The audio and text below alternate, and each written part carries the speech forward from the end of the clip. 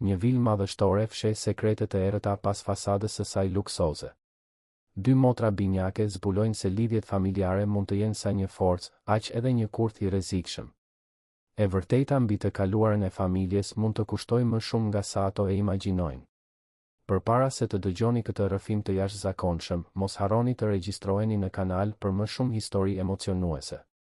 Dielli po perëndonte pas kodrave që rrethonin Tiranën kur Rozafa mbylli perdet e shtëpisë së vogël ku kishte rritur vajzat e saj binjake. Gishtat e saj dridheshin lehtë, siç ndodhte gjithmonë kur vinte muzgu dhe kujtimet e atyre viteve në vilën Kastrati ktheheshin për ta përndjekur. Kishin kaluar gati 2 dekada që kur ishte larguar nga ai vend, por plagët e padukshme mbeteshin po aq të gjalla sa në ditën e parë. Kiara dhe Olta, tani 17 vjeçe, u rritën duke dëgjuar vetëm fragmente nga historia e nënës së tyre. Rozafa kishte qenë gjithmonë e kujdesshme me fjalët, duke zgjedhur secilën prej tyre si dikush që ecën në një fushë të minuar. Kur mos u besoni atyre që buzëqeshin nga lartësitë, përsëriste ajo sa herë që vajzat pyesnin për të kaluarën. Ishte gjithçka që mund të thoshte pa i dridhur zëri në një mënyrë që vajzat ta vërenin. Vila Kastrati ngrihej madhështore në maj të një kodre larg zhurmës së kryeqytetit, e rrethuar nga mure të larta që ngjanin më shumë me një kështjell sesa me një banesë. Ishte selia e një perandorie biznesi e drejtuar nga Viktor Kastrati, një njeri, ndikimi i të cilit shtrihej në sektor të ndryshëm të ekonomisë kombëtare. Pasuria e tij ishte e njohur, por metodat për ta mbajtur atë mbeteshin të mbështjella me mister dhe dyshime kur të provuara. Rozafa kishte punuar atje për 5 vite si shërbyese, një punonjëse pothuajse e padukshme që shërbente çaj dhe kafe gjatë mbledhjeve të rëndësishme, organizonte dhomat e trashëgimtarëve dhe mbante sallonet kryesore gjithmonë të patëmeta. Ishte diskrete, efikase dhe, mbi të gjitha, e heshtur. Cilësi që fillimisht e bën atë të pasvendësueshme, por që përfundimisht u kthyen në mallkimin e saj. Në atë kohë, vila qeverisej nga rregulla të rrepta dhe një hierarki mizore që i ndante banorët midis të paprekshmëve dhe të padukshmëve. Të paprekshmit ishin Viktori, bashkëshortja e tij Agnese, djemt e tyre Marku dhe Fiona, si dhe disa menaxher të besuar të korporatës. Të padukshmit përbënin pjesën tjetër, kuzhinierët, rojet, asistentët, kopshtarët dhe shërbyeset si Rozafa.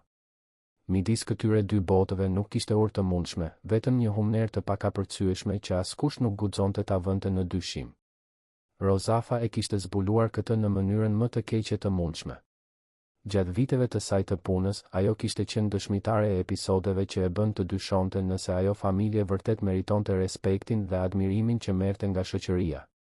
Punonjës që poshtëroheshin publikisht për gabime minimale, ndëshkime disproporcionale të zbatuara sipas dëshirës dhe një mjedis tensioni të vazhdueshëm ku të gjithë ecnin si mbi vezë, duke u frikësuar se mos zgjonin zemërimin e ndonjë antari të familjes Kastrati.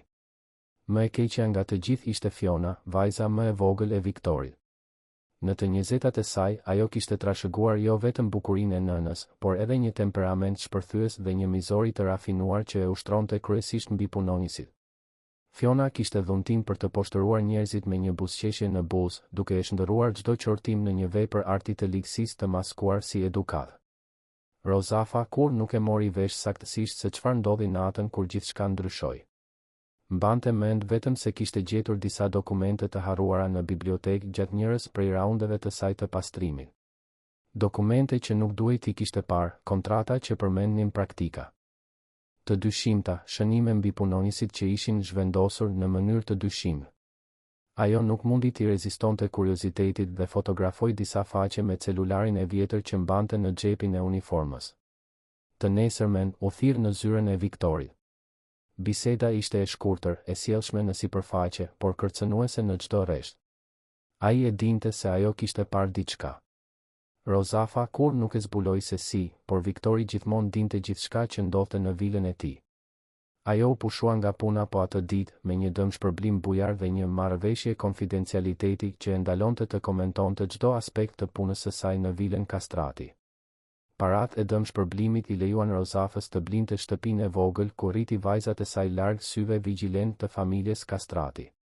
Ajo gjeti një punë modeste në një furrë buke në qendër të qytetit dhe ju dedikua tërësisht edukimit të Kiarës dhe Oltës. Binjaket ishin identike fizikisht, por plotësisht të ndryshme në personalitet. Kiara ishte më e vendosur dhe guximtare, gjithmonë duke vënë në dyshim padrejtësitë dhe duke mbrojtur më të dobëtit në shkollë. Olta ishte më vëzhguese dhe e kujdesshme, duke preferuar të analizonte situatat përpara se të vepronte, por po aq e fortë kur ishte e nevojshme. Të dyja u rritën të intriguara nga heshtja e nënës për të kaluarën. Rozafa kishte krijuar një murmbrojtës rreth vajzave, por e dinte se një ditë ato do ta zbulonin të vërtetën. Ajo që nuk priste ishte që ky zbulim të vinte në një formë aq të rrezikshme. Gjithçka filloi kur Kiara, tashmë 17 vjeçe, vendosi të kërkonte punë për të ndihmuar me shpenzimet e shtëpisë. Ajo kishte parë një njoftim në gazetën lokale ku kërkoheshin ndihmës për një rezidencë familjare tradicionale në periferi të Tiranës. Paga e ofruar ishte tepër bujare për një të re pa përvojë, por Kiara ishte këmbëngulëse dhe kishte besim në aftësitë e saj. Rozafës pothuajse i rau të fikët kur vajza i tregoi njoftimin. Ishte nga Vila Kastrati, ndonse emri i familjes nuk shfaqej shprehimisht në tekst. Rozafa e njohu adresën, përshkrimin e pronës, madje edhe tonin formal dhe të ftohtë të njoftimit. Ishte sikur e kaluara ishte kthyer për ta përndjekur përmes vajzës së saj. Jo, tha Rozafa, më prerë nga sa kishte ndërmend. Ti nuk do të punosh në atë vend. Kiara ngrysi vetullat, e befasuar nga reagimi i nënës. Pse? Është një mundësi e mirë, mami. Paga është e shkëlqyer dhe unë kam nevojë për përvojë.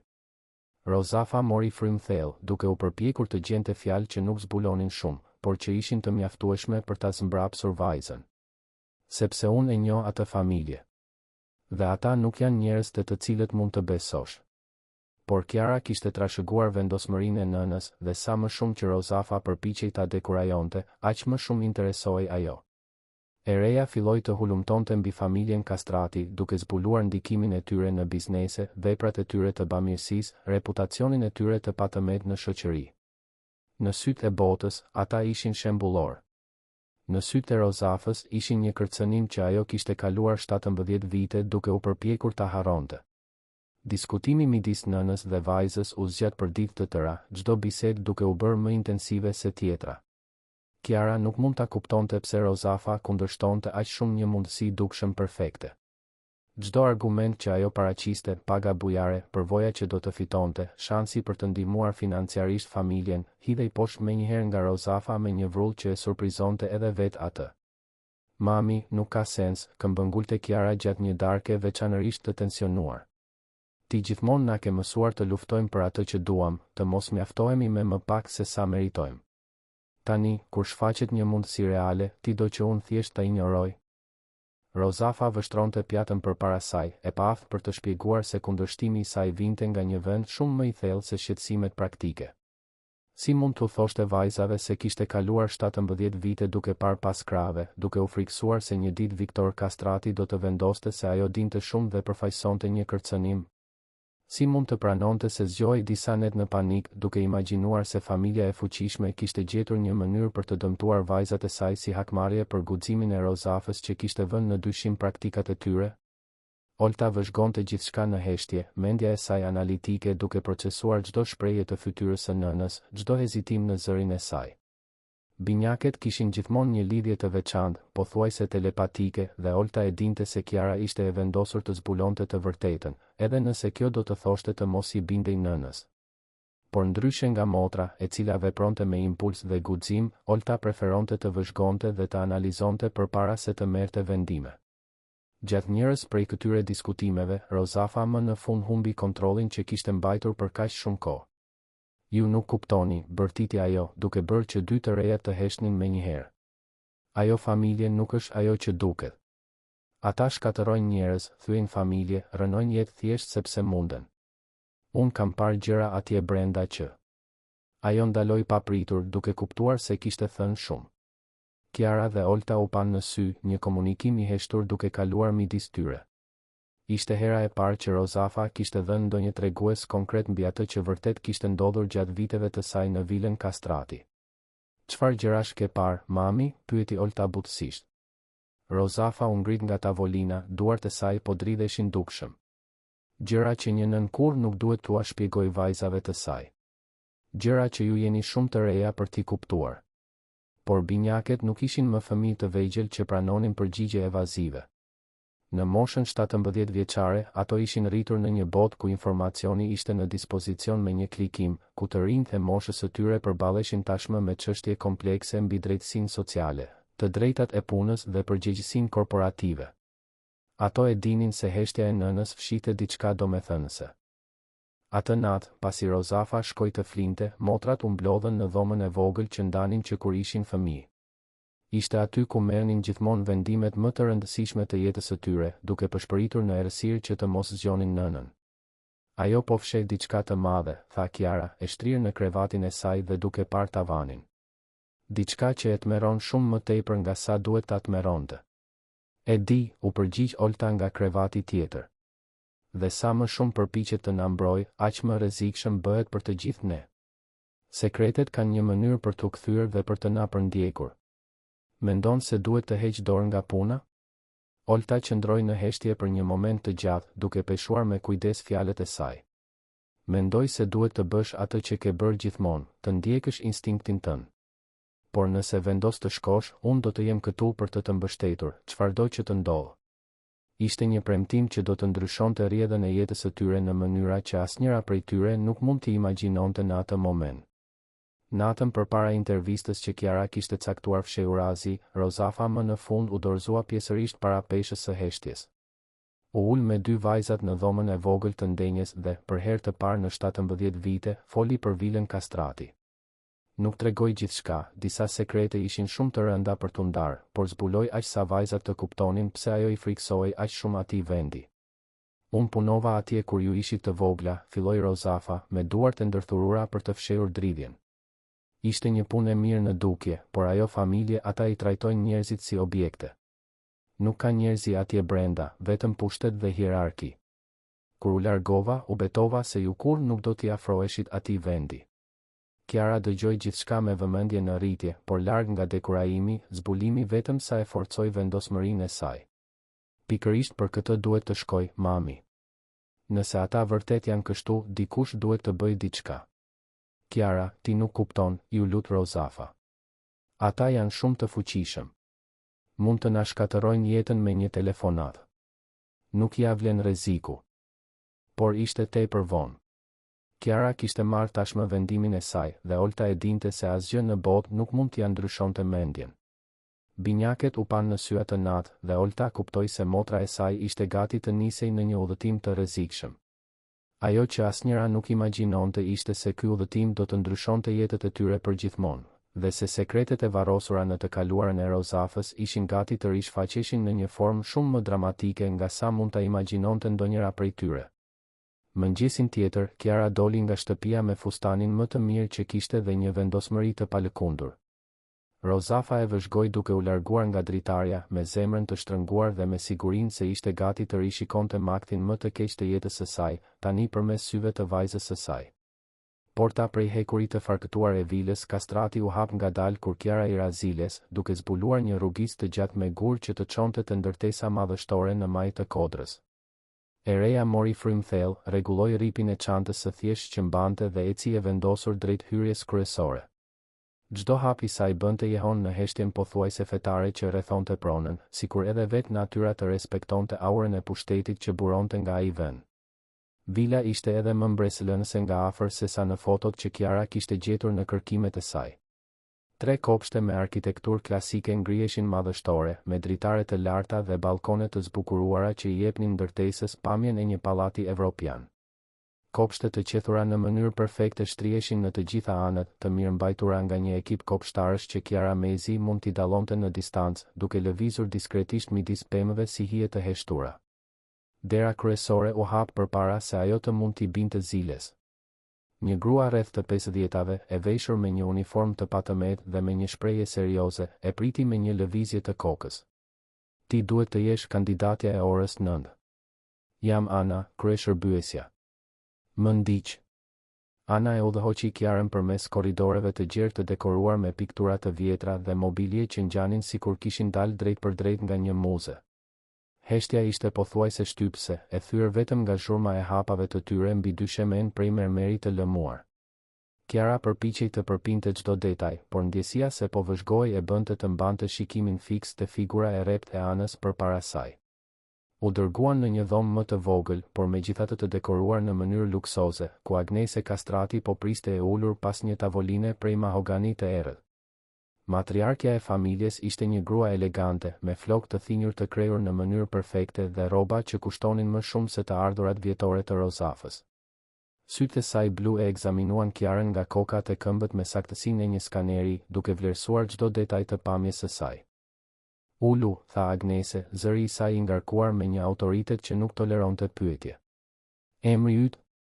Kiara, zonjë, u përgjigj e reja, duke mbajtur qëndrimin drejt pavarësisht nervozizmit që fillonte të shfaqej. Agnese konsultoi disa letra mbi tavolinë. Mosha? 17 vjeçe, zonjë. Përvoja e mëparshme në shtëpi familjare? Kiara hezitoi për një moment. Jo drejt për drejt, por ndihmoj nënën time në shtëpi që e vogël dhe kam punuar në disa evente si kameriere. Agnese ngriti një vetull, dukshëm e paimpresionuar. Kjo nuk është një shtëpi e zakonshme, Kiara. Këtu kemi standarde shumë specifike, rregulla që duhen ndjekur me përpikëri dhe një hierarki që kur nuk duhet të vihet në dyshim. E kupton këtë? Po, zonjë. Ana do t'i shpjegoj detyrat e tua specifike, por më lejo të jem e qartë që në fillim, në këtë shtëpi, ti do të jesh përgjegjëse për mbajtjen e dhomave të antarëve të familjes të organizuara, për të shërbyer gjatë mbledhjeve kur është e nevojshme dhe për të kryer çdo detyrë që të caktohet nga eprorët e tu. Orari yt do të jetë nga ora 7 e mëngjesit deri në 7 të mbrëmjes, me një ditë pushim në javë. Ti do të flesh në dhomat e punonjësve dhe vaktet do t'i hash në kuzhinën e nëntokës. Agnese bëri një pauzë duke studiuar reagimin e Kiarës përpara se të vazhdonte. Ekziston vetëm një rregull që i tejkalon të gjithë të tjerët, diskrecioni absolut.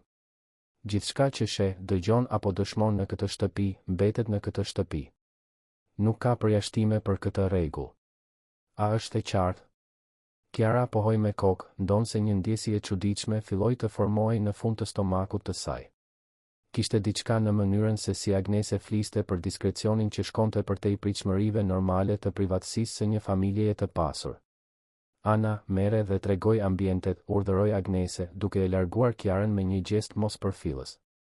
Turi në përvil zbuloi një pronë edhe më të madhe nga sa Kiara kishte imagjinuar. Ana e udhëhoqi nëpër 3 katet kryesore, duke i treguar sallonet e pritjes, bibliotekën mbretëlënëse, dhomat e antarëve të familjes dhe zyrat ku ndodhnin mbledhjet e biznesit. Në çdo ambient, Ana përsëriste të njëjtat udhëzime. Kur mos hyr këtu pa autorizim, gjithmonë trokit përpara se të hysh, mos prek asgjë që nuk është absolutisht e nevojshme. Dhomat e punonjësve ishin në nëntokë, një kontrast i madh me luksin e kateve të sipërme. Ishte një botë plotësisht e ndryshme, me korridore të ngushtë, dhoma të vogla dhe një kuzhinë funksionale ku vaktet përgatiteshin dhe konsumoheshin larg syve të familjes. Ishte aty ku Kiara njohu të padukshmit e tjerë të vilës. Lulzimi ishte punonjësi më i vjetër, një burr rreth të 50-tave që punonte si kryeshërbyes prej më shumë se 2 dekadash. Flokët e tij të thinjur dhe shpreha e lodhur tregonin historinë e dikujt që kishte mësuar të mbjetonte në mjedisin shtypës të vilës përmes nënshtrimit total. Mësimi i parë që duhet të mësosh, i tha ai Kiarës gjatë vaktit të saj të parë në nëntokë, është se këtu lart jetojnë perëndit dhe ne jemi thjesht vdekatar të privilegjuar që mund t'u shërbejmë atyre. Petriti ishte më i ri, një djalë në të 20-tat e tij që punonte në sigurinë e pronës. Ndryshe nga lulzimi, ai ende mbante një shkëndij rebelimi në sy, ndonse fliste gjithmonë me zë të ulët kur i referohej familjes Castrati. Do të mësohesh, i tha ai Kiarës me një buzëqeshje të hidhur. Ose do të ikësh brenda një jave, si shumica e vajzave që tentojnë të punojnë këtu. Ishte gjithashtu Adelina, një vajzë e moshës së Kiarës që punonte në kuzhinë. Ishte ajo që përgatiste vaktet speciale të familjes dhe organizonte darkat për të ftuarit e rëndësishëm. Adelina vinte nga një familje modeste nga rrethet dhe mbante nënën e sëmur dhe një motër më të vogël me pagën që merrte në vilë. Është një punë e rëndë, i rrëfeu ajo Kiarës gjatë një pushimi, por është puna më e mirë që munda të gjeja. Më duhet të duroj, nuk kam zgjedhje tjetër. Në ditët e para, Kiara ju dedikua mësimit të rutinave dhe rregullave të vilës. Detyrat e saj përfshinin organizimin e dhomave të Markut dhe Fionës, mbajtjen e salloneve kryesore gjithmonë të patëmet dhe shërbimin e çajit ose kafes gjatë mbledhjeve të biznesit që ndodhnin rregullisht në bibliotekë. Ishte gjatë këtyre mbledhjeve që ajo filloi të vinte re natyrën e vërtetë të familjes Castrati. Marku, djali i madh i Viktorit, ishte një burr rreth të 30-tave me një pamje imponuese dhe një temperament shpërthyes që bënte pak përpjekje për ta kontrolluar.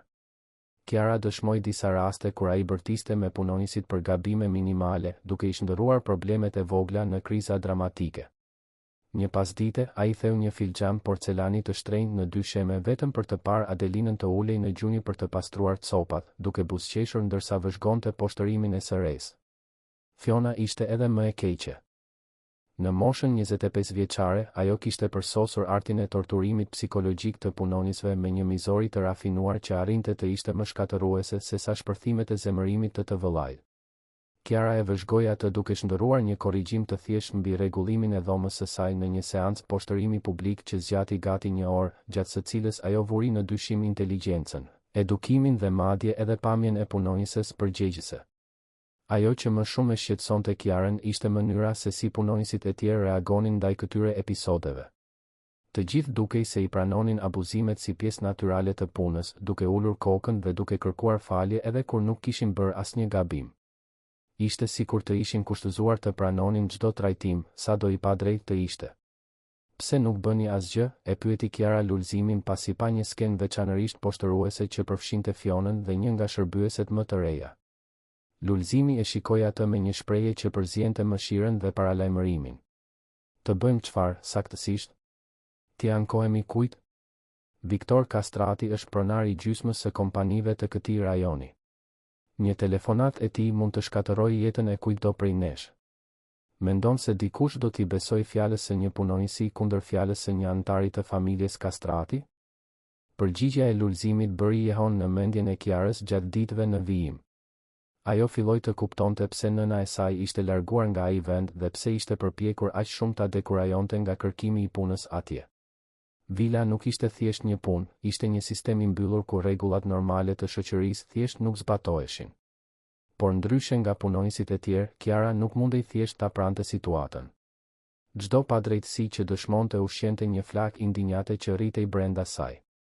Filloi t'u kushtonte vëmendje detajeve që të tjerët dukej se i injoronin, biseda të ndërprera papritur kur ajo hynte në një ambient, dokumente të fshehura shpejt në sirtar, mbledhje që ndodhnin në orare të çuditshme me vizitorë që vinin gjithmonë pas rënies së muskul. Një natë, ndërsa organizonte bibliotekën pas një prej këtyre mbledhjeve misterioze, Kiara gjeti disa letra të harruara midis librave. Ishin kontrata dhe shënime mbi punonjësit që ishin zhvendosur ose pushuar në rrethana të paqarta. Dokumentet përmendnin çështje besnikërie dhe probleme diskrecioni pa hyrë në detaje specifike, por modeli ishte i qartë. Çdo punonjës që vinte në dyshim ose hetonte shumë, përfundonte duke u larguar nga vila. Ishte atëherë që Kiara e kuptoi plotësisht se çfarë kishte ndodhur me nënën e saj. Rozafa kishte zbuluar diçka, ashtu siç po zbulonte ajo tani. Diferenca ishte se Rozafa kishte pasur mendjen e shëndosh të pranonte largimin dhe të largohej. Kiara, nga ana tjetër, ishte e vendosur të shkonte deri në fund të së vërtetës, edhe nëse kjo do të thoshte të vendoste në rrezik sigurinë e saj. Ajo filloi të fotografonte dokumente me celular sa herë që ishte e mundur, duke fshehur shënime të vogla me informacione të rëndësishme në vende që vetëm ajo i dinte, dhe duke vëzhguar me vëmendje modelet e sjelljes së familjes Castrati. Ngadalë, po ndërtonte një arkiv mbi praktikat e dyshimta që dëshmonte çdo ditë. Por Kiara nuk e dinte se aktivitetet e saj nuk kishin kaluar pa u vënë re. Fiona kishte vënë re interesin e tepërt të punonjëses së re në çështje që nuk i takonin asaj, dhe po planifikonte një mënyrë për t'u marrë me problemin përpara se ai të bëhej një kërcënim real për familjen. Përballja që po afrohej do të ndryshonte gjithçka, dhe Kiara ishte gati të zbulonte se hetimi i familjes Castrati ishte shumë më i rrezikshëm nga sa e kishte imagjinuar. Javët në vijim në vilën Castrati e shndërruan Kiarën nga një vëzhguese kurioze në një hetuese të vendosur. Çdo ditë sillte zbulime të reja që konfirmonin dyshimet e saj mbi natyrën e vërtetë të asaj familjeje dukshëm të respektueshme. Ajo që kishte filluar si një nevojë për punë, ishte shndërruar në një mision personal për të ekspozuar rrjetin e abuzimeve dhe manipulimeve që qeveriste jetën brenda atyre mureve. Gjatë raundeve të saj të mëngjesit në përdhomat e familjes, Kiara zhvilloi një sistem të kujdesshëm për të dokumentuar gjithçka që konsideronte të dyshim. Mbante gjithmonë një fletore të vogël të fshehur në xhepin e uniformës, ku shënonte detaje mbi bisedat që dëgjonte rastësisht, emrat e vizitorëve të natës dhe oraret e mbledhjeve që dukeshin se dilnin nga rutina normale e bizneseve të familjes. Ishte Adelina ajo që e para ju afrua Kiarës me informacione.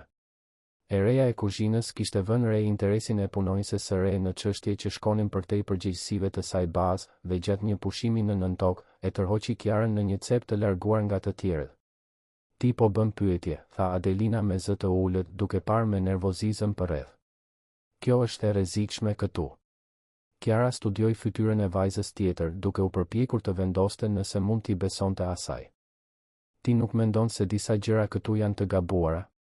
Adelina pshertiu thellë përpara se të përgjigjej. Shumë gjëra janë të gabuara. Por vënia në dyshim nuk ndryshon asgjë, sjell vetëm probleme. Po sikur të kishte një mënyrë për të ndryshuar, këmbënguli Kiara. Po sikur të mund të dokumentonim gjithçka që ndodh këtu dhe të bëjmë çfarë? E ndërpreu Adelina. Të shkojmë në polici? Ata janë miq të familjes Kastrati prej dekadash. Të shkojmë në media? Viktori ka ndikim mbi gjysmën e gazetave të rajonit. Nuk ka ku të ikësh, Kiara. E vetmja zgjedhje është të durosh dhe të shpresosh të arrish të ikësh një ditë. Por Kiara vuri re diçka në tonin e zërit të Adelinës që kundërshtonte fjalët e saj të dorëzimit.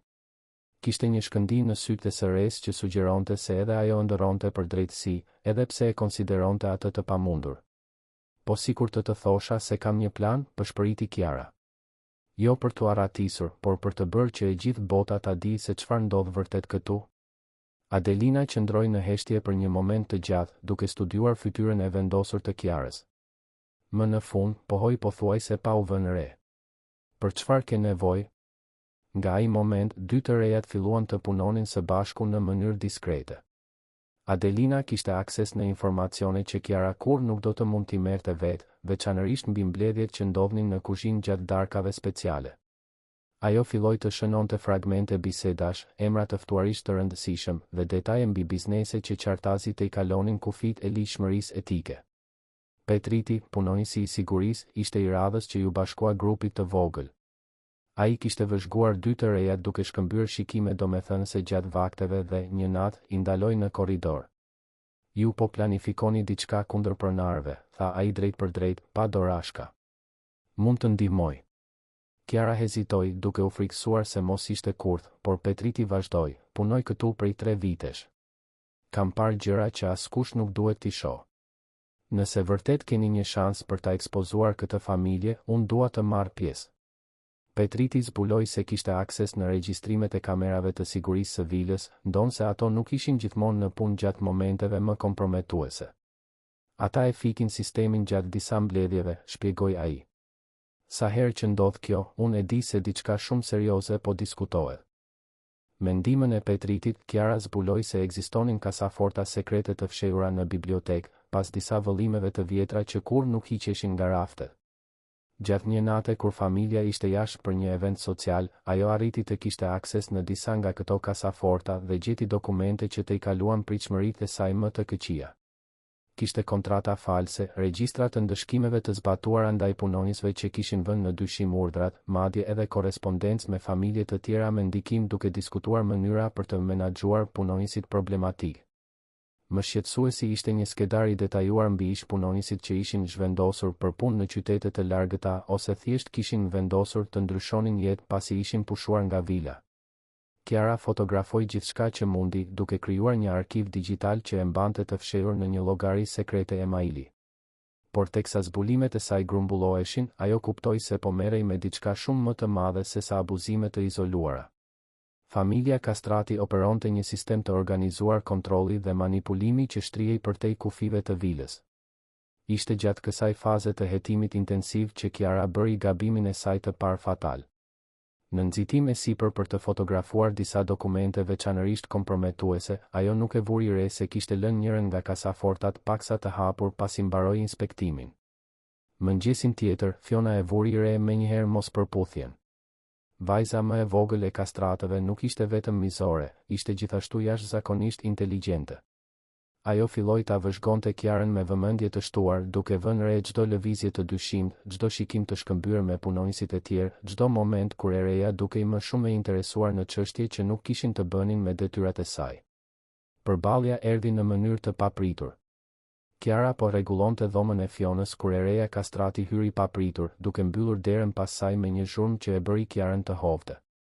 Ti ke qenë shumë kurioze kohët e fundit, tha Fiona, zëri i saj i ngarkuar me një kërcënim të mbuluar që bëri që gjaku i Kiarës të ngrihej në vena.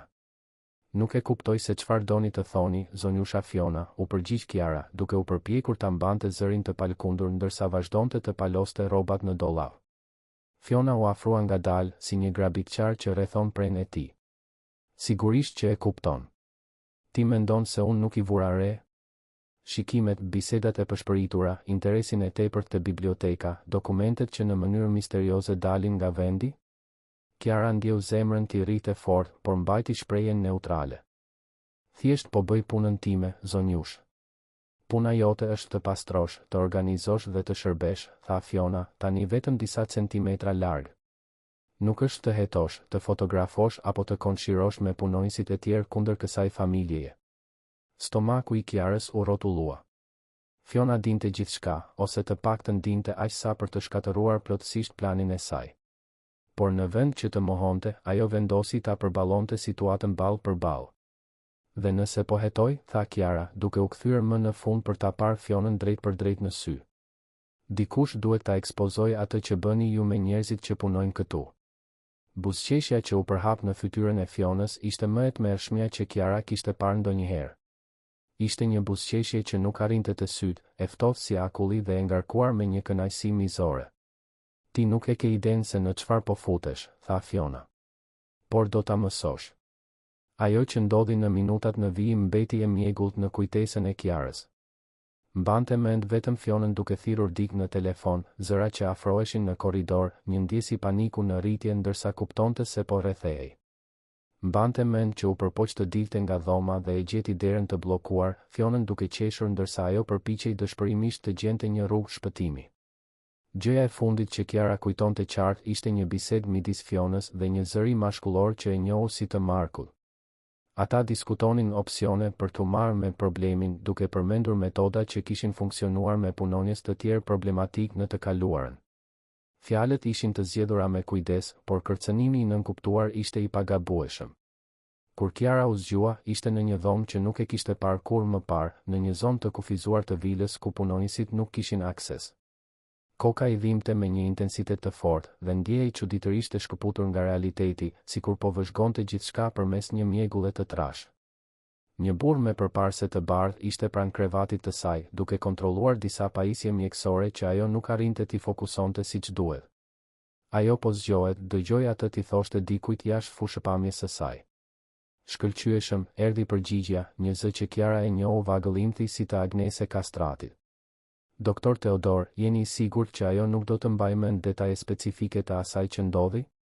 Ilaçet që i dhash mund të shkaktojnë një lloj konfuzioni kohor dhe humbje të kujtesës së fundit, u përgjigj mjeku. Është një efekt ansor i zakonshëm në raste të kolapsit nervor të rënd si ai që ajo pësoi. Kiara u përpoq të fliste, të pyeste se ku ishte dhe çfarë kishte ndodhur, por zbuloi se zëri i saj dilte si një përshpëritje e pakuptueshme. Qepallat i peshonin tonelata dhe edhe me gjithë përpjekjen, arrinte t'i mbante syt hapur vetëm për disa sekonda çdo herë. Perfekt, tha Agnese.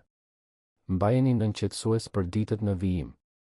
Do t'u themi punonjësve të tjerë se ajo pësoi një kolaps nervor për shkak të stresit të punës. Do të mbahet këtu për vëzhgim mjekësor derisa të shërohet plotësisht. Përmes mjegullës që i mbështillte mendjen, Kiara kuptoi se po mbahej e burgosur në vetë vilën, nën pretekstin e kujdesit mjekësor. U përpoq të kujtonte se çfarë kishte ndodhur përpara se të humbte ndjenjat, por kujtimet vinin në fragmente konfuz që nuk arrinte t'i organizonte plotësisht. Në ditët që pasuan, Kiara lundronte midis gjendjeve të vetdijes së pjetshme dhe gjumit të thellë të shkaktuar nga ilaçet.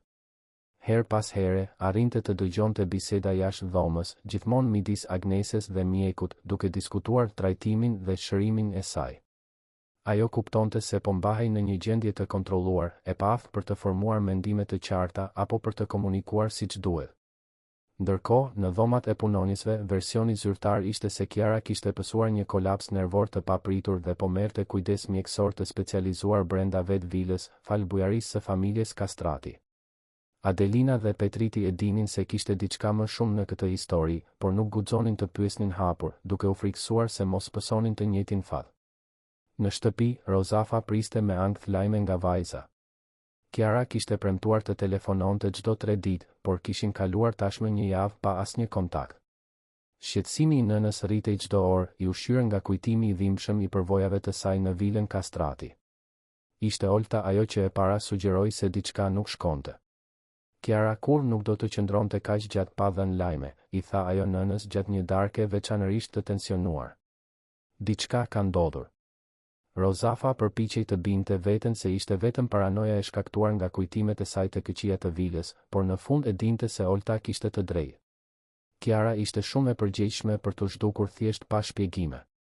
Kur më në fund arriti të kontaktonte me vilën, Rozafa u informua nga ana se vajza e saj kishte pësuar një kolaps të vogël për shkak të stresit të punës dhe po kurohej nga familja derisa të shërohej plotësisht.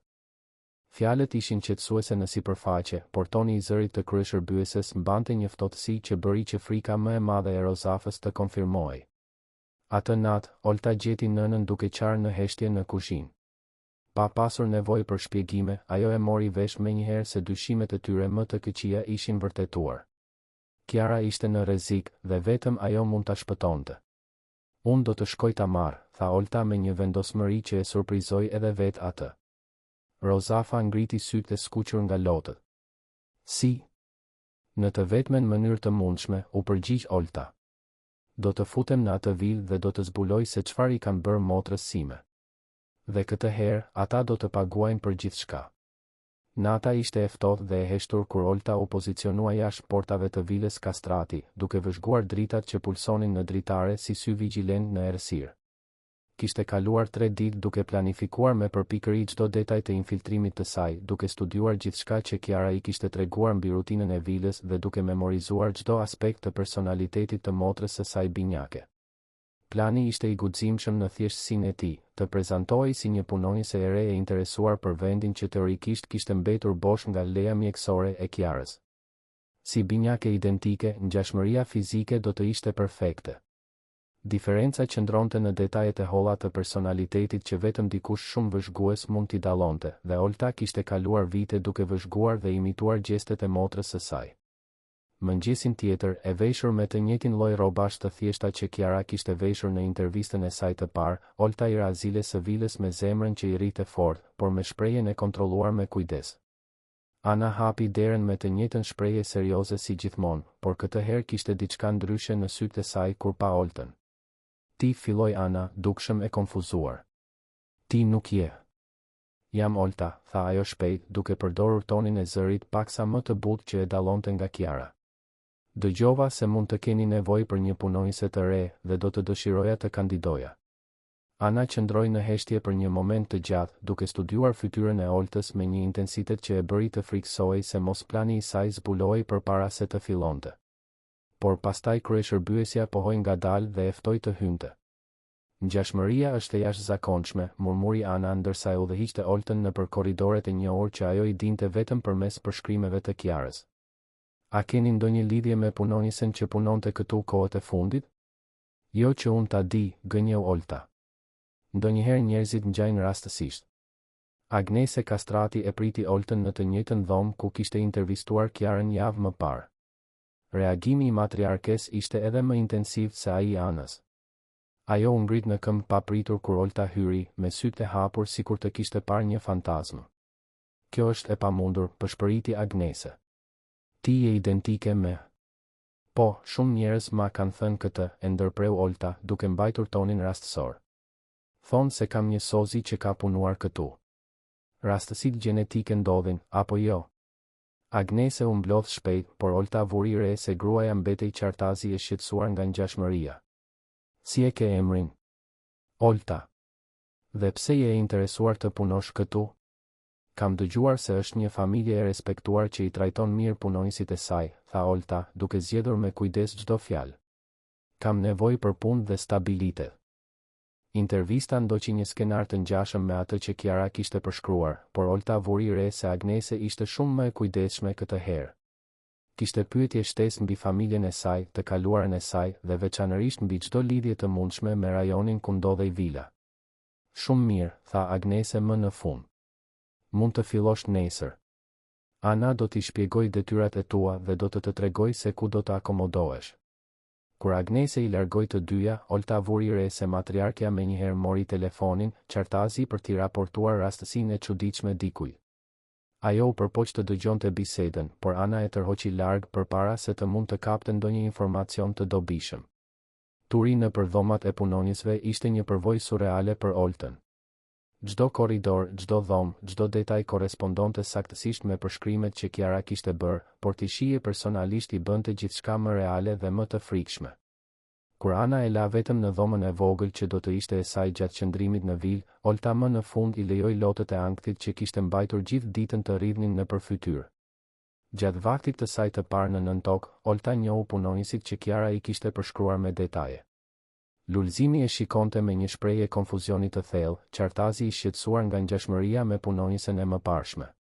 Petriti dukej se dyshonte se kishte diçka më shumë në këtë histori, por qëndronte në heshtje. Ishte Adelina ajo që më në fund ju afrua Oltës gjatë një pushimi në punë.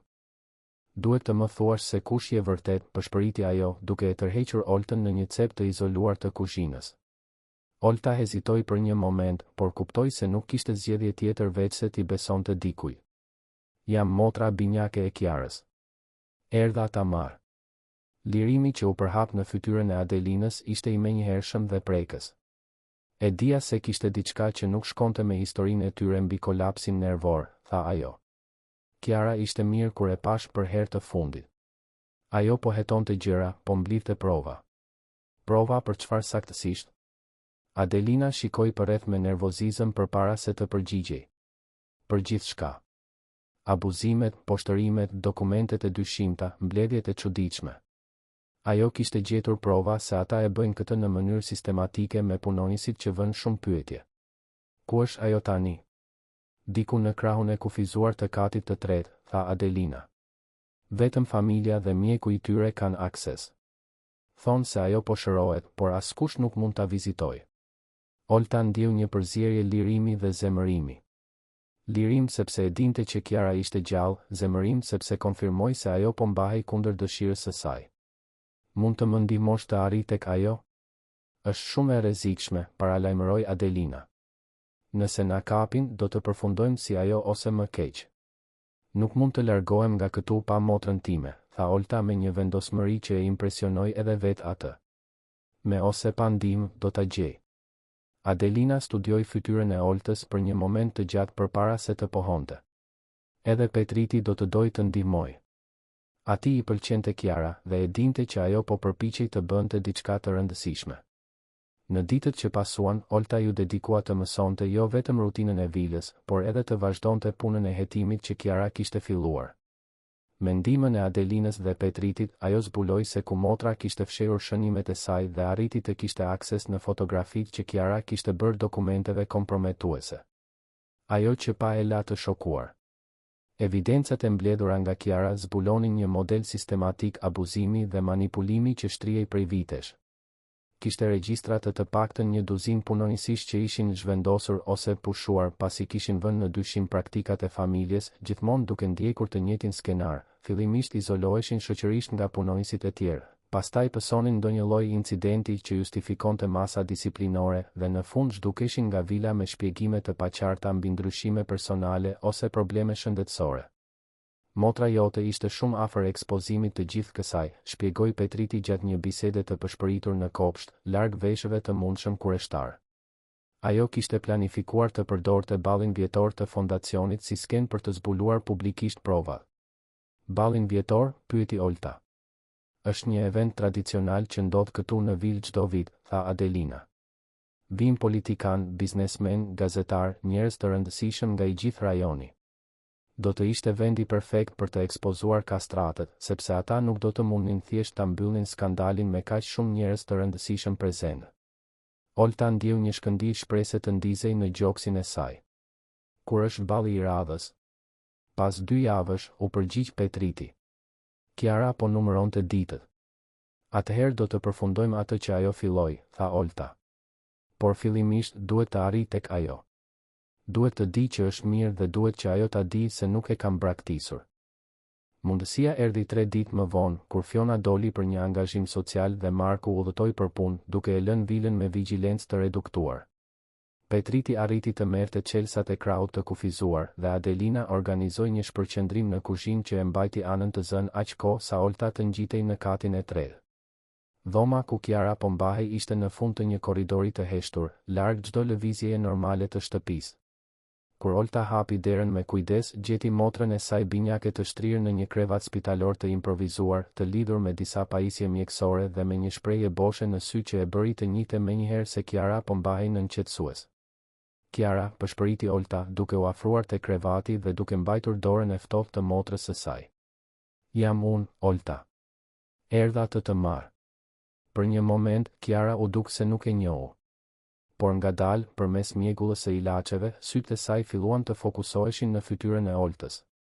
Olta, murmuri ajo me një zë të ngjirur dhe të largët. Ti nuk mund të jesh këtu. Është e rrezikshme.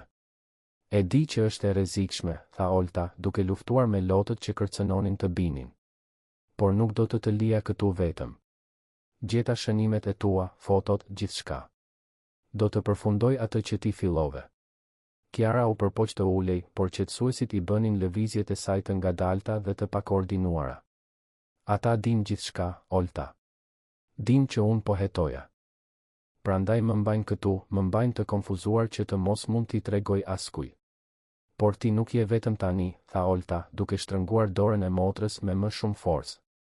Adelina dhe Petriti po më ndihmojnë. Do t'i ekspozojmë të gjitha në ballin vjetor, saktësisht siç e kishit planifikuar. Një hije shprese kaloi në sytë e Kiarës. Duhet të jesh e kujdesshme. Fiona dyshon për gjithçka. Nëse ajo zbulon se kush je ti, ajo nuk do ta zbuloj, premtoi Olta. Dhe pas 2 javësh do të largohemi nga këtu bashk, pasi t'i tregojmë gjithë botës se kush janë vërtet kastratët. Olta duhej të largohej përpara se mungesa e saj të vijej re, por mori me vete diçka më të vlefshme se të gjitha provat që Kiara kishte mbledhur, sigurinë se motra e saj ishte gjallë, e vetëdijshme dhe po priste për drejtësi. Tani i takonte asaj ta shndërronte këtë shpresë në realitet, edhe nëse kjo do të thoshte të përballej me një nga familjet më të fuqishme të rajonit në territorin e tyre. Përgatitjet për ballin vjetor të fondacionit Kastrati e shndërruan vilën në një laborator tensioni dhe ankthi. Për familjen ishte mundësia për të shfaqur ndikimin dhe bujarinë e tyre përpara elitës rajonale. Për Oltën dhe aleatët e saj sekret, ishte shansi i fundit për të ekspozuar dekada abuzimesh dhe manipulimesh përpara një publiku që nuk mund të heштej lehtë. Olta kishte kaluar 2 javët në vijim pas takimit me Kiarën e zhytur në një hetim frenetik. Çdo dokument që gjente, çdo bisedë që arrinte të kapte, çdo detaj mbi funksionimin e brendshëm të familjes Kastrati shtonte një pjesë të re në puzzle-in gjigant që ajo po montonte. Ajo që zbuloi të i kaloi pritshmëritë e saj më të këqija mbi shtrirjen e sistemit të kontrollit që qeveriste jo vetëm vilën, por një rrjet të tërë biznesesh dhe ndikimesh. Me ndihmën e Petritit, ajo arriti të kishte akses në arkivat digjital të sistemit të sigurisë së vilës. Aty gjeti regjistrime që supozohej se ishin fshirë, por që mbeteshin në backupe të fshehura që vetëm punonjësi i sigurisë dinte se si t'i aksesonte. Imazhet tregonin mbledhje nate me figura publike të njohura, diskutime mbi zgjidhjet për punonjësit problematik, madje edhe episode poshtërimi dhe agresioni që ishin edituar me kujdes nga regjistrimet zyrtare. Adelina, nga ana e saj, ishte bërë një spiune e improvizuar gjatë vakteve speciale të familjes. Pozicioni i saj në kuzhinë i lejonte të dëgjonte biseda që ndodhnin gjatë darkave intime, kur kastratët ndjeheshin të sigurt për të diskutuar çështje delikate. Ajo zbuloi se familja mbante dosje të detajuara mbi çdo punonjës, duke përfshirë informacione mbi familjet e tyre, pikat e tyre të dobëta dhe metoda specifike presioni që mund të përdoreshin nëse ata bëheshin të pabesë. Ata din gjithçka për ne, i raportoi Adelina Oltës gjatë një prej bisedave të tyre sekrete në kopsht. Din që mbaj nënën e sëmur, din për shkollën e motrës sime më të vogël, din saktësisht se si të më dëmtojnë nëse unë përpiqem të largohem nga këtu apo të shkaktoj probleme. Zbulimi më shqetësues erdhi përmes Lulzimit, punonësit më të vjetër, I cili më në fund vendosi t'i bashkohej grupit pas dekadash heshtjeje të dorëzuar. Ai zbuloi se kishte një çelës për një kasafort sekrete në zyrën e Viktorit, ku mbaheshin skedarët më komprometues të familjes. Kam punuar këtu për 20 vjet, tha Lulzimi me zë të dridhur gjatë mbledhjes klandestine që organizuan në nëntoh. Kam parë kolegë të zhduken, kam parë familje të shkatërohen, kam parë njerëz të mirë të thyen nga kjo familje. Gjithmonë kam pasur shumë frikë për të vepruar, por tani kam një mbes në moshën tuaj dhe nuk mund të hesht më. Kasaforta e Viktorit përmbante dokumente që konfirmuan frikën më të madhe të Oltës. Kishte korrespondencë me familje të tjera me ndikim të rajonit duke diskutuar metoda për të menaxhuar forcën e punës në mënyrë që t'i mbante punonësit të varur dhe të nënshtruar. Ekzistonin gjithashtu regjistra financiar që tregonin pagesa të dyshimta ndaj figurave publike, duke përfshirë disa politikanë dhe autoritete policore lokale. Por zbulimi më tronditës ishte një skedar specifik mbi Rozafën, nënën e Oltës dhe Kiarës. Dokumenti zbulonte se Rozafa nuk ishte pushuar nga puna sepse kishte parë dokumente komprometuese, siç kishte besuar gjithmonë ajo. Në fakt, ajo ishte identifikuar si një ndikim destabilizues potencial për shkak të tendencës së saj për të mbrojtur punonësit e tjerë dhe për të vënë në dyshim trajtimet e padrejta. Pushimi ishte planifikuar si një masë parandaluese përpara se ajo të mund të bëhej një problem real. Skedari gjithashtu përmendte se familja mbante vigjilencë diskrete mbi Rozafën dhe vajzat e saj që nga largimi I saj për të garantuar që konfidencialiteti I bizneseve familjare të mbahej. Olta kuptoi me horror se familja e saj ishte vëzhguar gjatë gjithë këtyre viteve dhe se prania e saj në Vil ndoshta nuk kishte kaluar pa u vënë re siç e kishte imagjinuar ajo. Ky realizim u konfirmua kur, 3 ditë përpara ballit, Fiona ju afrua Oltës gjatë një prej detyrave të saj të pastrimit me një buzëqeshje që ja ngriu gjakun të res. E di, tha Fiona rastësisht, ngjashmëria jote me ish punonjësen ton vazhdon të më intrigoj. Ndonjëherë kam përshtypjen se ti nuk je vetëm e ngjashme me të është sikur të jesh I njëjti person. Olta mbajti shprehjen neutrale, ndonse zemra po I rrite fort. Njerëzit gjithmonë më thonë se kam një fytyrë të zakonshme, zonjusha Fiona. Murmuri Fiona, duke studiuar fytyrën e Oltës me intensitet grabitqar. Ndoshta ke të drejtë. Ose ndoshta ti je saktësisht ajo që unë mendoj se je. Kërcënimi I nënkuptuar ishte I qartë, por Olta e dinte se ishte shumë afër qëllimit për t'u tërhequr tani. Ajo dhe aleatët e saj kishin kaluar net të tëra duke planifikuar çdo detaj se si do ta përdornin ballin për të ekspozuar familjen Kastrati. Petriti kishte zbuluar një mënyrë për të aksesuar sistemin e zërit dhe projeksionit që do të përdorej gjatë eventit, duke I lejuar ata të transmetonin evidencat e tyre përmes ekraneve të shpërndara në sallonet kryesore të vilës. Adelina kishte arritur të merrte një kopje të listës së të ftuarve, e cila përfshinte gazetarë nga 3 prej mediave kryesore të rajonit, si dhe politikan lokal dhe përfaqësues të organizatave të drejtave të punës që supozohej se ishin aleat të familjes. Ironia e ekspozimit të kastratëve përpara të njëjtëve njerëz që ata përpiqeshin të impresiononin me fasadën e tyre të respektueshmërisë nuk kaloi pa u vënë re nga asnjë antar I grupit. Lulzimi u ngarkua të përgatiste kopje fizike të gjitha dokumenteve më komprometuese, të organizuara në mënyrë që të shpërndaheshin lehtësisht midis të ftuarve gjatë konfuzionit që sigurisht do të pasonte zbulimin. Ai gjithashtu identifikoi rrugët e arratisjes nga vila në rast se situata bëhej e rrezikshme për konshiratorët. Por elementi më kritik I planit varej nga Olta që të arrinte të kishte akses në dhomën ku Kiara po mbahej gjatë kaosit që do të pasonte ekspozimin. Petriti kishte zbuluar se mjeku përgjegjës për kujdesin e Kiarës do të ishte gjithashtu I pranishëm në ballo, duke e lënë krahun e kufizuar me vigjilencë minimale. Kemi vetëm një shans për ta bërë këtë të funksionojë, tha Petriti gjatë mbledhjes së fundit të grupit, natën përpara ballit. Nëse diçka shkon keq, nëse zbulohemi përpara zbulimit, të gjithë ne do të përfundojmë si Kiara ose më keq. Atëherë nuk do të zbulohemi, tha Olta me një vendosmëri që e surprizoi edhe vetë atë. Motra ime besoj te ju për të vazhduar punën që ajo filloi dhe unë besoj te ju për të më ndihmuar ta nxjerr atë që këtu. Nesër mbrëma, kastratët do të zbulojnë se disa njerëz nuk mund të heshten thjesht. Nata përpara ballit ishte më e gjata e jetës së Oltës.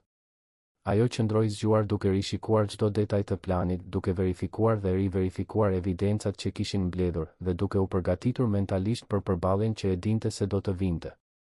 E dinte se ishte gati të përballej me një nga familjet më të fuqishme të rajonit në territorin e tyre, përpara të ftuarve të tyre, duke përdorur burimet që ajo kishte huazuar prej tyre.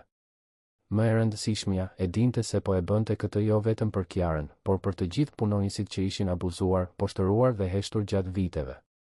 Për Rozafën, e cila kishte mbajtur peshën e heshtjes së detyruar për gati 2 dekada. Për Adelinën, e cila meritonte të punonte pa frikë. Për Petritin, i cili meritonte dinitet. Për Lulzimin, i cili meritonte të shihte drejtësi përpara se të ishte tepër vonë. Ndërsa vëzhgonte dritat e vilës duke u fikur një nga një gjatë orëve të para të mëngjesit, Olta bëri një premtim të heshtur për veten dhe për Kiarën. Nuk kishte rëndësi se çfarë do të ndodhte në ballo. Ajo nuk do të dilte nga ai vend pa motrën e saj, dhe nuk do të linte që familja Kastrati të vazhdonte të shkatëronte jetë pa u ndëshkuar. Gjatë asaj nate pa gjumë, ajo rishikoi edhe një herë të gjitha skedarët digjital që Petriti kishte arritur të nxirrte nga sistemi. Kishte zbuluar diçka edhe më shqetësuese ditët e fundit. Familja Kastrati mbante kontakte me familje të tjera me ndikim të rajonit, duke ndarë strategji të menaxhimit të burimeve njerëzore që ishin në realitet metoda të rafinuara shfrytëzimi dhe kontrolli. Ekzistonte një rrjet i tërë vilash dhe kompanish që operonin sisteme të ngjashme, duke u mbrojtur reciprokisht përmes marrëveshjeve të heshtura të heshtjes. Një nga korrespondencat që ajo kishte fotografuar tregonte Viktorin duke diskutuar me një biznesmen të sektorit financiar mbi nevojën për të edukuar siç duhet punonjësit që shfaqnin tendenca pyetëse. Metoda e sugjeruar përfshinte izolimin shoqëror gradual, presionin psikologjik sistematik dhe përfundimisht krijimin e situatave që do të justifikonin pushimin për paftësi ose çështje sjelljeje. Një dokument tjetër zbulonte se familja mbante dosje të detajuara jo vetëm mbi punonjësit e tyre, por edhe mbi ish-punonjësit që i konsideronin rreziqe sigurie. Rozafa ishte e përfshirë në këtë listë, së bashku me më shumë se 30 njerëz të tjerë që ishin pushuar për gjatë viteve. Skedari mbi nënën e Oltës përmbante informacione mbi zakonet e saj, rutinat, vendin aktual të punës, madje edhe mbi zhvillimin shkollor të vajzave të saj. Ata dinë se ku banojmë, i kishte përshpëritur Olta Adelinës kur zbuloi këtë informacion. Dinë se ku punon mami, dinë rutinën tonë. Na kanë vëzhguar gjatë gjithë këtyre viteve. Zbulimi i kishte shtuar një urgjencë edhe më të madhe misionit të tyre. Nuk ishte vetëm një çështje drejtësie, por edhe sigurie për familjet e tyre. Nëse plani dështonte, nëse ata zbuloheshin përpara se të arritnin t'i ekspozonin të gjitha publikisht, pasojat nuk do të kufizoheshin vetëm te konshiratorët brenda vilës. Adelina kishte zbuluar se dyshimet e saj mbi vigjilencën e vazhdueshme ishin konfirmuar kur gjeti shënime mbi nënën e saj të sëmur në një nga skedarët e familjes. Ata dinë saktësisht se kur ajo shkon te mjeku, çfarë ilaçi merr, sa kushton trajtimi, tha ajo me zë të mbytur. Dinë që nëse unë humb këtë punë, ajo mund të mos arrijë të vazhdoj trajtimin. Kështu më mbajnë këtu, përmes frikës. Petriti kishte zbuluar diçka po aq shqetësuese duke analizuar modelet e regjistrimeve të sigurisë. Ata jo vetëm fikin kamerat gjatë mbledhjeve të rëndësishme, shpjegoi ai gjatë një prej bisedave të tyre sekrete. Ata gjithashtu editojnë në mënyrë prapavepruese regjistrimet e situatave normale për të krijuar prova kundër punonjësve që duan të pushojnë. Pash skedar video ku qartazi kishin hequr pjesë të bisedave ose situatave për ta bërë të dukej sikur punonjësi po sillej në mënyrë të pabindur ose neglizhente. Lulzimi i plotësoi këto zbulime me informacione që kishte ruajtur për dekada. E mbani mend Marin, që punonte në lavanderi para 5 vitesh? Thanë se u pushua për vjedhje, por unë e pash Viktorin duke mbjell objekte në dhomën e saj për të justifikuar akuzën. Gjoni, që kujdesej për kopshtet, u akuzua për dëmtim të pronës pasi ata vetë shkatëruan disa bim të ralla dhe e fajsuan atë. Është një model që përsëritet prej vitesh. Këto zbulime e kishin bërë planin edhe më kompleks. Nuk mjaftonte thjesht të ekspozoheshin abuzimet që ndodhnin brenda vilës, ishte e nevojshme të zbulohej i gjithë rrjeti i manipulimit, shantazhit dhe akuzave të rreme që familja përdorte për të kontrolluar dhe shkatëruar jetë. Olta kishte kaluar 2 net duke organizuar të gjitha evidencat në mënyrë kronologjike dhe tematike, duke krijuar një prezantim që do të tregonte jo vetëm incidente të izoluara, por një model sistematik sjelljeje që shtrihej përgjatë dekadave.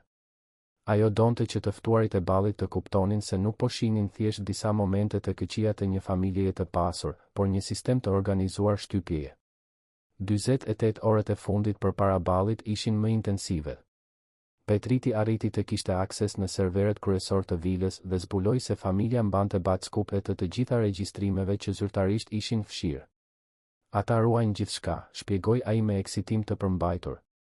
Të gjitha evidencat që mendonim se I kishim humbur janë këtu. Ata I mbajnë skedarët si një formë mbrojtjeje në rast se do t'u duhet të shantazhojnë njëri tjetrin. Adelina do të ngarkohej të shpërndante kopje fizike të dokumenteve për gazetarët dhe autoritetet e pranishme.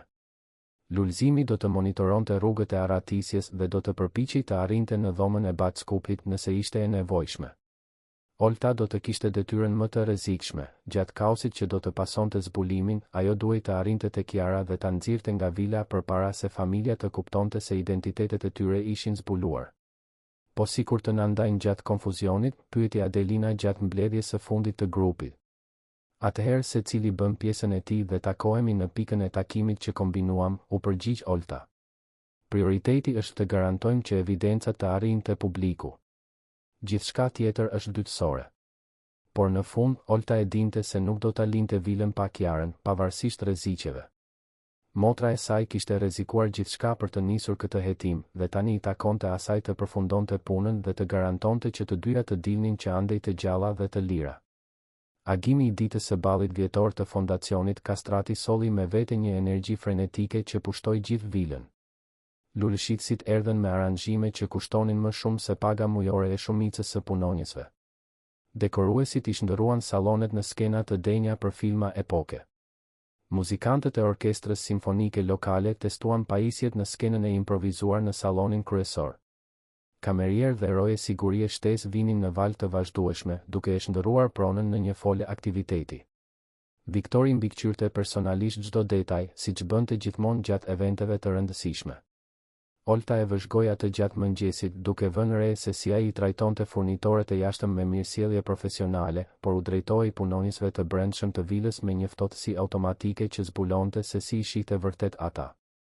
Agnese kalonte nga dhoma në dhomë, duke verifikuar çdo zbukurim, çdo pozicionim mobiliesh, çdo detaj që mund të ndikonte në përshtypjen që të ftuarit do të kishin për familjen. Gjatë njërës prej këtyre inspektimeve, ajo ndaloi pranë Oltës dhe e vëzhgoi për një moment të gjallë. Ti ke qenë një punonjëse shembullore, tha Agnese me një ton që ngjante pothuajse amësor, por mbante një kërcënim të hollë. Shpresoj të vazhdosh të jesh.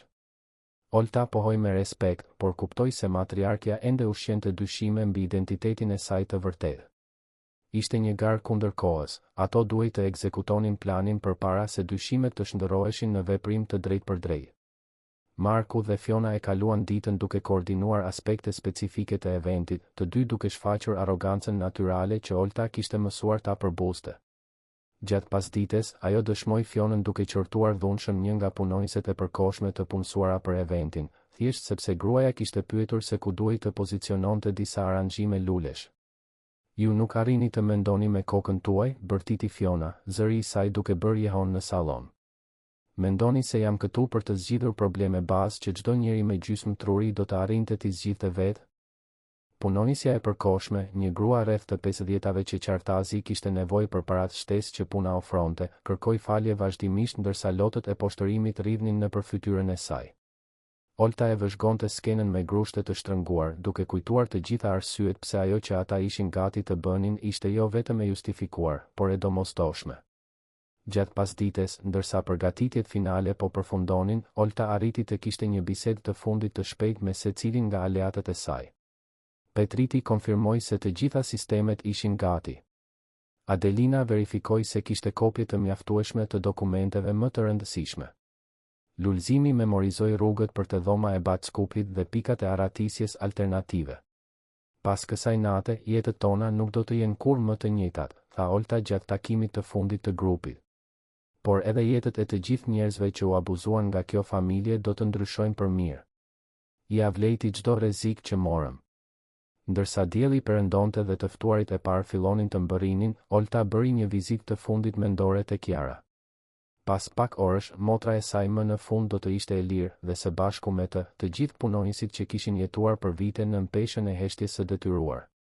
Për organizatorët zyrtar, ishte thjesht një tjetër event prestigji.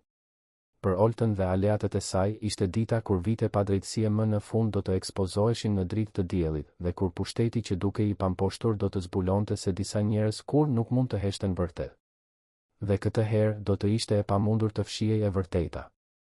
Salloni i madh i vilës Kastrati nuk kishte qenë kur më i shkëlqyeshëm se atë natë gala. Lustrat prej kristali e lanin ambientin në një dritë të artë që bënte mermeret të shkëlqenin si xhevahire të çmuara, ndërsa aranxhimet e luleve të planifikuara me kujdes e shndërronin çdo cep në një vepër arti. Të ftuarit mbërrinin me makina luksoze, duke parakaluar nëpër shkallët e hyrjes kryesore si personazhe të famshëm në një tapet të kuq. Olta vëzhgonte gjithçka nga pozicioni i saj strategjik pranë hyrjes së sallonit, e veshur me uniformën e patëmet të punonjësve që do të shërbenin gjatë eventit. Zemra i rrite me një ritëm të shpejtë që kërcënonte të denonconte ndjenjat e saj të vërteta, por shpreha e saj mbetej e qetë dhe profesionale. Çdo i ftuar që kalonte pranë saj përfaqësonte një dëshmitar potencial për atë që ishte gati të ndodhte. Viktor Kastrati qarkullonte nëpër sallon si një perandor në mbretërinë e tij, duke përshëndetur biznesmen me ndikim, politikan lokal dhe përfaqësues të shtypit me besimin e dikujt që kur nuk kishte vënë në dyshim pushtetin e tij. Agnese e shoqëronte atë, rrezatuese në një fustan që kushtonte më shumë se sa shumica e njerëzve fitonin në një vit, duke shfaqur buzëqeshjen perfekte të një nikoqireje të përsosur. Marku dhe Fiona qëndronin anash prindërve, të dy të veshur me elegancë të patëmet dhe duke shfaqur të njëjtën arrogancë natyrale që Olta kishte mësuar ta urrente gjatë javëve të saj në vil. Fiona, në veçanti, duke i veçanërisht e kënaqur me veten atë natë, sikur e dinte se ishte gati të merrte pjesë në diçka domethënëse. Eventin ndoqi skenarin e tij tradicional në 2 orët e para. Fjalime mbi filantropinë dhe përgjegjësinë sociale bën jehon në sallon, të prononcuara nga burra të fuqishëm që flisnin për ndihmën ndaj të pafatëve, ndërsa shërbeheshin nga njerëz që fitonin një fragment të asaj që ata shpenzonin në një darkë të vetme. Olta vëzhgonte hipokrizinë me një përzierje krup dhe vendosmërie në rritje. Petriti ishte pozicionuar diskretisht pranë sistemit të zërit dhe projeksionit, duke pritur sinjalin e kombinuar. Adelina qarkullonte midis të ftuarve me një tepsi me antipasta, duke shpërndar fshehurazi kopje të dokumenteve më komprometuese për gazetar specifik që ishin identifikuar paraprakisht. Lulëzimi mbetej në afërsi të daljeve kryesore, gati për çdo të papritur. Momenti erdhi gjatë fjalimit kryesor të Viktorit mbi vlerat familjare që udhëhiqnin bizneset e tij dhe fondacionin e tij bamirës. Ai ishte në qendër të sallonit me një mikrofon në dorë dhe të gjitha vëmendjet e kthyer nga fjalët e tij të ushtruara me kujdes mbi integritetin dhe angazhimin social. Familja jon ka besuar gjithmonë se suksesi i vërtet nuk matet vetëm me fitimet, por me mënyrën se si i trajtojmë ata që punojnë me ne, thoshte Viktori me bindjen e dikujt që vërtet besonte në gënjeshtrat e veta. Besnikëria dhe respekti reciprok janë shtyllat që mbajnë gjithçka që kemi ndërtuar. Ishte saktësisht në atë moment që Petriti aktivizoi sistemin. Ekranet e shpërndara nëpër sallon që më parë shfaqnin imazhe elegante të familjes Kastrati dhe veprave të tyre të bamirësisë, papritur ndryshuan për të treguar diçka krejtësisht të ndryshme. Imazhet e para ishin fotografitë e dokumenteve që Kiara kishte zbuluar, kontrata false, regjistra të ndëshkimeve ilegale, korrespondencë mbi metodat për të kontrolluar punonjësit. Salloni u zhyt në një heshtje konfuze, ndërsa të ftuarit përpiqeshin të kuptonin se çfarë po shihnin. Viktori ndaloi në mes të fjalisë së tij, duke parë përreth me një shprehje që ndryshoi shpejt nga konfuzioni në alarm. Çfarë po ndodh? Bërtiti Agnese të një nga teknikët përgjegjës për sistemin audioviziv. Fikini ato ekrane me njëherë. Por ishte tepër vonë. Imazhet vazhdonin të shfaqeshin, tani të shoqëruara nga regjistrime audio që Petriti kishte rikuperuar nga backupet e sistemit të sigurisë. Zëri i Fionës mund të dëgjohej qartë duke përshkruar metoda për të poshtëruar punonjësit, i ndjekur nga ai i Markut duke diskutuar mënyra për të menaxhuar njerëzit problematik. Heshtja fillestare e sallonit u thye nga pëshpëritje në rritje të shokut dhe indinjatës. Gazetarët filluan të regjistronin gjithçka me telefonat e tyre, politikanët pëshpëritnin midis tyre me shprehje alarmi dhe përfaqësuesit e organizatave të punës vëzhgonin evidencat me një horror të magjepsur. Kjo është një sajes, bërtiti Viktori, duke u përpjekur të rifitonte kontrollin e situatës. Dikush po përpiqet të na shpif me dokumente të falsifikuara. Por përpjekja e tij për të mohuar u kundërshtua menjëherë kur ekranet filluan të shfaqnin regjistrime video nga vetë kamerat e sigurisë së vilës. Aty ishte Marku duke thyer qëllimisht një filxhan të shtrenjtë për të poshtëruar Adelinën, Fiona duke shndërruar një korrigjim të thjeshtë në një seancë torturimi psikologjik, Agnese duke urdhëruar ndëshkime disproporcionale për punonjësit që kishin bërë gabime minimale. Kaosi shpërtheu në sallon. Të ftuarit u ngritën nga tavolinat e tyre, disa duke u drejtuar drejt daljeve, të tjerë duke u afruar te ekranet për të parë më mirë evidencat. Flashet e kamerave fotografike filluan të pulsonin si yje, duke kapur shprehjet e shokut dhe horrorit të anëtarëve të familjes Kastrati. Si guxoni ju, bërtiti Fiona, qetësia e saj më në fund duke u thërmuar. Ju nuk e dini se me kë po merreni. Ishte atëherë që ajo dalloi Oltën pranë hyrjes së sallonit, duke vëzhguar kaosin me një shprehje që përziente kënaqësinë dhe vendosmërinë. Sytë e Fionës u ngushtuan kur njoja u përhap në fytyrën e saj. Ti, tha ajo, duke drejtuar një gisht akuzues në drejtim të Oltës. E dija. Ti nuk je ajo që thua se je. Olta e dinte se maskimi i saj ishte zbuluar, por nuk I interesonte më. Plani kishte funksionuar, evidencat ishin ekspozuar, dhe asgjë që familja Kastrati do të bënte tani nuk mund ta ndalonte të vërtetën të përhapej. Ishte koha për fazën finale të misionit të saj. Ndërsa Fiona bërtiste akuza dhe përpiqej të tërhiqte vëmendjen e rojeve të sigurisë të Olta, e reja u largua në heshtje nga turma e konfuzuar dhe u drejtua të shkallët që të çonin në katin e tretë. Kaosi në sallonin kryesor ofronte shpërthimin e përsosur që I duhej për të arritur tek Kiara. Krahu I kufizuar I vilës ishte krejtësisht I shkretë, siç e kishte parashikuar Petriti. Të gjithë punonjësit dhe rojet po merreshin me krizën në katin e poshtëm, duke I lënë korridoret e sipërme në heshtje absolute. Olta vrapoi nëpër korridoret e njohur deri te dhoma ku po mbahej motra e saj. Kiara ishte zgjuar kur hyri Olta, sytë e saj më të qartë se sa kishin qenë gjatë javëve. Olta, tha ajo me një zë ende të dobët, por definitivisht më alert. Arrita ti dëgjoj britmat atje poshtë. Ti e bëre këtë, apo jo? Ne e bëm këtë, korrigjoi Olta, duke vrapuar për të ndihmuar motrën të ngrihej nga krevati. Tani do të ikim që këtu. Por kur u përpoqën të dilnin nga dhoma, gjetën Agnesen dhe 2 roje sigurie duke bllokuar derën. Matriarkja e familjes Kastrati I shikonte 2 motrat me një përzierje zemërimi dhe diçkaje që ngjante pothuajse me admirim. Binjake identike, tha Agnese ngadalë. Duhet të kishim dyshuar që në fillim. Ngjashmëria ishte shumë perfekte për të qenë rastësi. Hapni rrugën, tha Olta, duke u vënë midis Agneses dhe Kiarës. Mbaroi. Të gjithë e din të vërtetën tani. Të vërtetën, qeshi Agnese, por ishte një e qeshur e hidhur dhe e dëshpëruar. E vërteta është se ju të dyja shkatëruat punën e dekadave. E vërteta është se ju nuk keni as më të voglën idenë e pasojave të asaj që bëtë. Të vetmet pasoja që na interesojnë, tha Kiara, duke gjetur forca për të qëndruar në këmbë pranë motrës, janë ato që ju do të përballoni për gjithçka që u bëtë njerëzve që punuan këtu. Agnese studioi fytyrat e vendosura të 2 të rejave për një moment të gjallë. Pastaj, çuditërisht, bëri një gjest që rojet të largoheshin nga dera. Ikni, tha ajo me një zë të lodhur. Përpara se të ndryshoj mendje. Motrat nuk patën nevojë për më shumë shtys. Vrapuan nëpër korridore dhe zbritën shkallët drejt kaosit që ende dominonte katin përdes. Salloni kryesor ishte shndërruar në një skenë gazetarësh që bënin pyetje agresive, të ftuarisht të indinjuar që kërkonin shpjegime, dhe një familje e dikur të fuqishme që përpiqej dëshpërimisht të kontrollonte një situatë që u kishte ikur plotësisht nga duar. Petriti dhe Adelina I gjetën motrat pranë hyrjes kryesore. Duhet të dalim që këtu tani, tha Petriti. Policia është rrugës dhe kur të mbërrin do të duan të flasin me të gjithë ne. Jo, tha Kiara, duke I surprizuar të gjithë me vendosmërinë e saj. Nuk do të ikim. Këtë herë do të qëndrojmë dhe do të tregojmë versionin ton të historisë. Siç duhet. Kur policia mbërriti, gjeti një sallon plot me dëshmitar dhe evidenca që e bën të pamundur injorimin ose mbulimin e skandalit. Gazetarët nga media të shumta kishin dokumentuar gjithçka, politikanët e pranishëm u detyruan të pozicionoheshin publikisht mbi zbulimet dhe organizatat e të drejtave të punës po përgatitnin tashmë proceset përpara se nata të mbaronte.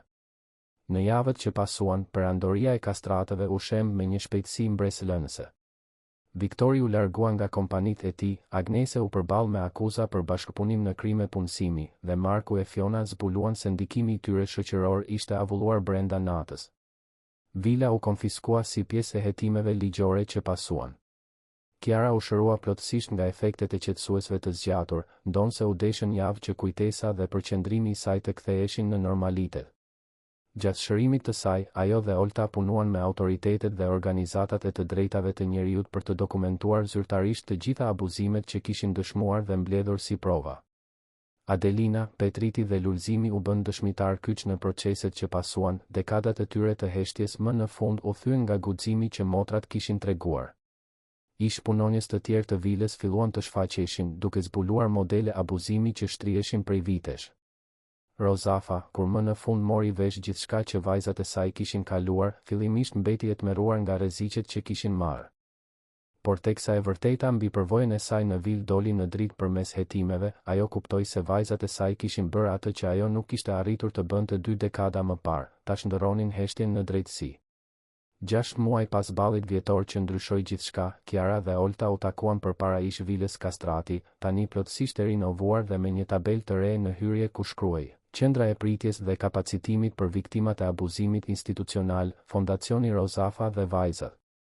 Mendon se mami do të ishte krenare, pyeti Kiara, duke vëzhguar të rinj që hynin e dilnin nga ndërtesa që dikur kishte qenë simbol i shtypjes. Unë mendoj se ajo është tashmë krenare, u përgjigj Olta. Dhe mendoj se më në fund e kuptuam se çfarë donte të thoshte kur na mësonte të mos u besonim kur atyre që buzëqeshin nga lartësi. Por edhe të mos rreshtim kur së luftuari për të ndryshuar atë që është atje lart, plotsoi Kiara, duke cituar versionin e ri të fjalisë që tani zbukuronte hyrjen e qendrës. 2 motrat ecën së bashku drejt portës, kur Rozafa po i priste me një buzëqeshje që mbante 2 dekada sekretesh më në fund të ekspozuara në dri. Për herë të parë që kur ishin larguar nga Vila Kastrati vite më parë, ajo ndjehej vërtet e lirë. Dielli po perëndonte pas kodrave që dikur kishin strehuar sekretet e errëta, por tani ndriçonin një fillim të ri jo vetëm për 3 gratë, por për të gjithë njerëzit që kishin gjetur guximin për ta shndërruar heshtjen në zë, frikën në veprim, dhe padrejtësinë në shpresë. Fundi i historisë. Të dashur dëgjues, shpresojmë që historia e Kiarës dhe Oltës të ketë prekur zemrat tuaja dhe të ketë treguar se si guximi i 2 motrave mund të ndryshojë padrejtësi që duken të pamundura për t'u mposhtur. Nëse ky rrëfim zgjoi emocionet e ju, mos harroni të regjistroheni në kanalin ton për më shumë histori që eksplorojnë forcën e shpirtit njerëzor përballë vështirësive. Lini një pëlqim, like, nëse udhëtimi i binjakeve ju frymëzoi dhe na tregoni në komente mbi momente në jetët tuaja kur u desh të zgjidhni midis heshtjes dhe guximit. Historitë tuaja personale pasurojnë komunitetin ton dhe na kujtojnë se secili prej nesh ka fuqinë për të bërë ndryshimin. Shihemi në historinë e radhës, ku do të vazhdojmë të eksplorojmë lidhjet e pathyeshme që na bashkojnë si qenie njerëzore.